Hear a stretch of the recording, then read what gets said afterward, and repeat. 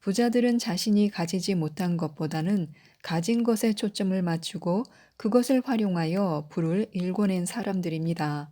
자신이 가진 것을 소중하고 고맙게 여기는 순간 그것을 이용하여 부를 축적할 수 있는 방법을 찾아낼 수 있습니다. 부자와 가난한 사람을 가르는 특징 중 하나는 실행력입니다. 부자들은 머릿속에 떠오른 생각을 밖으로 끄집어내어 실천하는데 탁월한 역량을 발휘하지만 가난한 사람들은 머릿속에서 그림을 그리는 일에만 탁월합니다.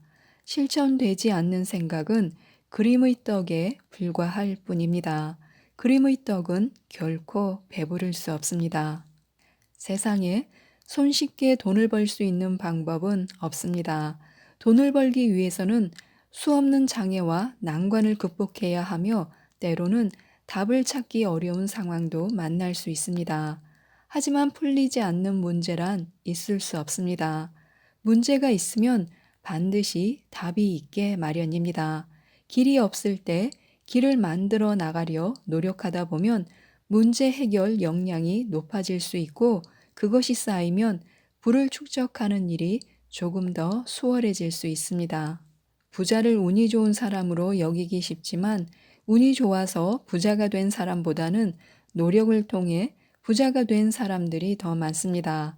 맨주먹으로 부자의 자리에 오른 사람들의 대다수는 피나는 노력과 고통스러운 인고의 시간을 견뎌낸 사람들입니다. 그들의 현재 모습이 부럽거든 그들이 지나온 과정을 배우려고 해야 합니다. 공짜만큼 비싼 건 없다는 것을 알아야 합니다. 부를 축적하기 위해서는 좋은 판단과 좋은 의사 결정이 필요합니다.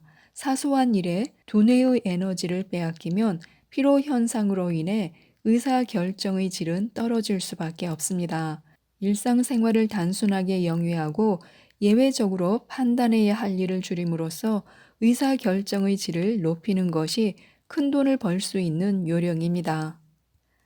누구든 자신의 힘만 가지고 돈을 벌기는 쉽지 않습니다.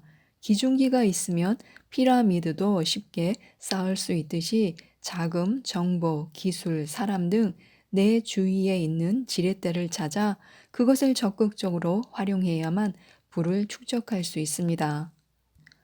부를 축적하는 일은 하루아침에 이루어질 수 없습니다. 오랜 기간 힘들고 고통스러운 과정을 거쳐야만 손에 쥘 수 있는 것이 부입니다. 그 시간을 참고 견디지 못하면 원하는 결과를 얻기 어렵습니다. 현재의 만족을 미래의 즐거움을 위해 희생할 줄 아는 자기 통제력이 필요합니다. 부의 크기는 인내력의 크기가 좌우합니다.